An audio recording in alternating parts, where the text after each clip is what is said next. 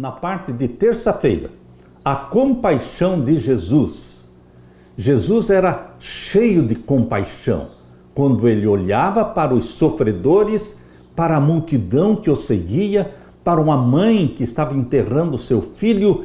Ele sentia compaixão, ele se comovia, assim como aconteceu diante do túmulo de Lázaro.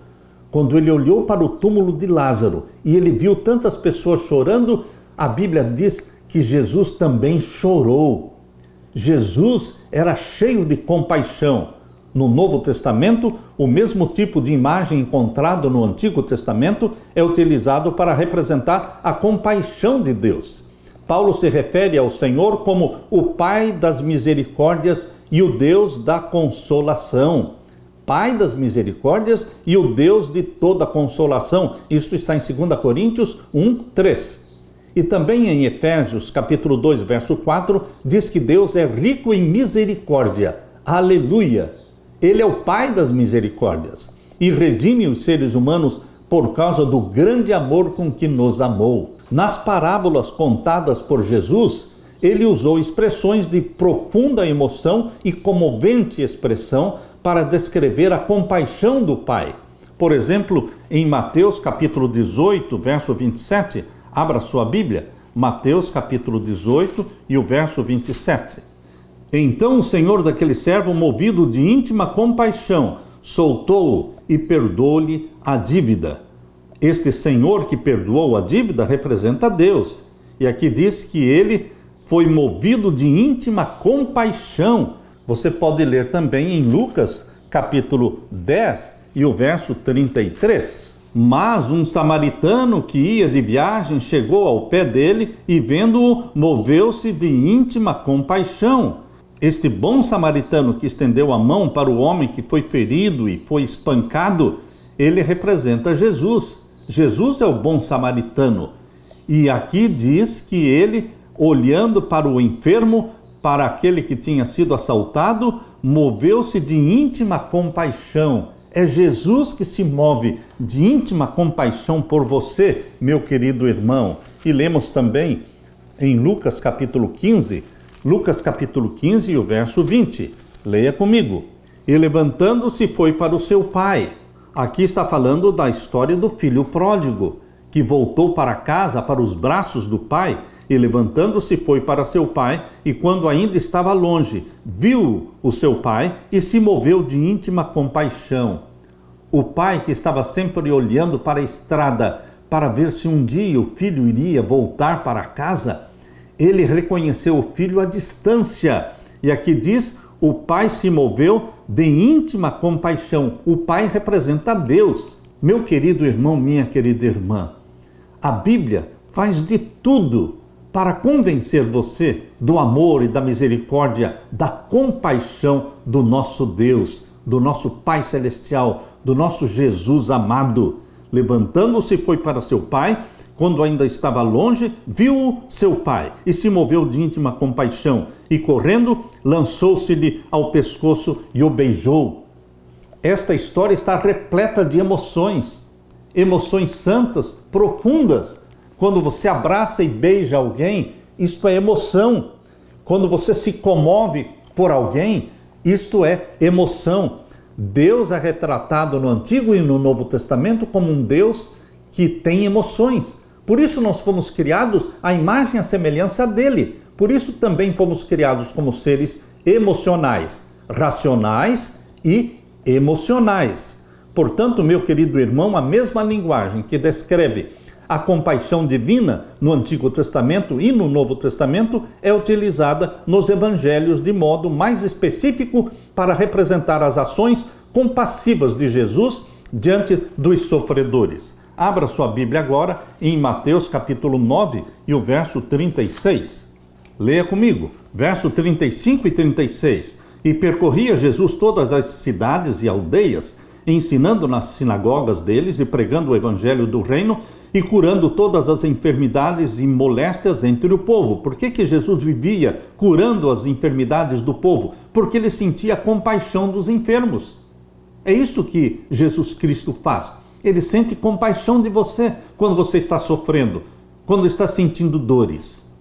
Ele é um Deus que tem compaixão. Verso 36. E vendo a multidão, teve grande compaixão deles, porque andavam desgarrados e errantes como ovelhas que não têm pastor. Eu me regozijo e me sinto confortado com a imagem de um Jesus que me ama e que tem compaixão de mim. Abra também a Bíblia em Mateus 14:14. E Jesus, saindo, viu uma grande multidão e, possuído de íntima compaixão para com ela, curou os seus enfermos. Ele não despedia a multidão com fome, porque tinha compaixão. Ele curava as enfermidades das pessoas, porque ele tinha compaixão. Esses versos que falam da compaixão nos confortam. Podemos ler também Marcos capítulo 1 e o verso 41.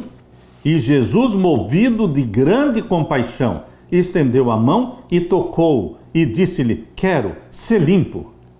Bendito seja Deus, um Deus de emoções, de compaixão, de amor, de misericórdia. Leia ainda Marcos capítulo 6 e o verso 34.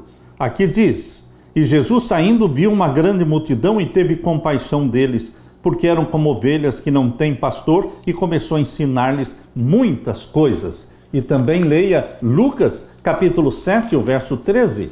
Lucas capítulo 7 e o verso 13. E vendo-a, o Senhor moveu-se de íntima compaixão por ela e disse-lhe: não chores. Isso aconteceu quando Jesus ressuscitou o filho da viúva de Naim. Jesus não conseguia ver uma viúva chorando, triste, sem se compadecer. Jesus é o mesmo ontem, hoje e eternamente. Isso traz para você e para mim conforto. Conforto porque é este Jesus que se compadece de mim, entende que eu sou fraco, entende que eu sou carente, entende que eu sou dependente da sua misericórdia. Leia também Mateus 23 e o verso 37. Esse texto também nos fala muito da bondade e da compaixão de Deus. Jerusalém, Jerusalém, que matas os profetas e apedrejas os que te são enviados, quantas vezes quis eu ajuntar os teus filhos, como a galinha junta os seus pintos debaixo das asas, e tu não quisestes. Estas palavras de Mateus 23, verso 37, foram ditas com lágrimas, uma voz embargada, porque Jesus Cristo amava Jerusalém, o povo escolhido, e o povo escolhido estava rejeitando o Messias. E Jesus Cristo, olhando com os olhos da fé, ele viu que aquela cidade ficaria deserta. Eis que a vossa casa vai ficar-vos deserta. Ele estava vendo a destruição no ano 70. Por isso ele, com voz embargada, com lágrimas nos olhos, ele disse: Jerusalém, Jerusalém, que matas os profetas e apedrejas os que te são enviados, quantas vezes quis eu ajuntar-te, como a galinha ajunta os seus pintainhos. Meu querido irmão, esse é o amor de Deus, é a compaixão de Jesus Cristo. Nos evangelhos, repetidas vezes, é dito que Cristo era movido pela compaixão diante das pessoas que enfrentavam aflições e necessidades. E ele não apenas sentia compaixão, mas também atendia às necessidades das pessoas. Além disso, Jesus também lamentava por seu povo. Imaginamos as lágrimas em seus olhos enquanto ele olhava para a cidade de Jerusalém e dizia: quantas vezes quis eu reunir os seus filhos como a galinha ajunta os seus pintinhos debaixo das asas, mas vocês não quiseram. Mateus 23, 37. Aqui vemos que o lamento de Cristo está intimamente relacionado ao que é descrito a respeito de Deus no Antigo Testamento. Em Mateus 23, 37, muitos autores veem uma referência à imagem de Deuteronômio 32, 11, onde Deus é comparado a uma ave que paira sobre os seus filhotes, protegendo-os e cuidando deles. Abra sua Bíblia em Deuteronômio 32, verso 11. Leia comigo Deuteronômio 32, vamos ler o verso 10 e 11. Achou na terra do deserto, está falando de Israel, e num ermo solitário cheio de uivos, Trouxe-o ao redor, instruiu-o, guardou-o como a menina do seu olho. Essa é uma expressão de amor, de bondade, de emoção. Guardou-o como a menina do seu olho. Como a águia desperta o seu ninho, se move sobre os seus filhos, estendendo as suas asas, toma-os e os leva sobre as suas asas. Assim só o Senhor o guiou, e não havia com ele Deus estranho. Está aqui usando a imagem de uma águia que se move sobre os seus filhotes, estendendo sobre eles as suas asas, cuidando deles. Isto foi usado para representar o amor de Deus. Não há como duvidar deste amor, meu querido irmão. O maior exemplo da compaixão de Deus é Jesus, que foi dado para a raça humana. Deus amou o mundo de tal maneira que deu seu Filho unigênito para que todo aquele que nele crê não pereça, mas tenha vida eterna. João 3,16. O maior exemplo da compaixão de Deus é Jesus, que se entregou por nós. No entanto, Cristo não é apenas a imagem perfeita de Deus, mas também é o modelo perfeito da humanidade. Como imitar a vida de Cristo? Olhando para Jesus Cristo, mantendo os olhos fixos neste modelo que é Jesus, sendo batizados pelo Espírito Santo. Jesus Cristo derrama o Espírito Santo sobre você. Derrama sobre você o amor e você se torna uma pessoa amável, cheia de compaixão, compaixão por aqueles que erram, compaixão por aqueles que ofendem você. Como imitar a vida de Cristo? Mantendo-se ligado a Jesus Cristo diariamente, dependente de Jesus Cristo, recebendo através do Espírito Santo a mente de Cristo, você vai refletir o mesmo amor, a mesma compaixão. Aleluia!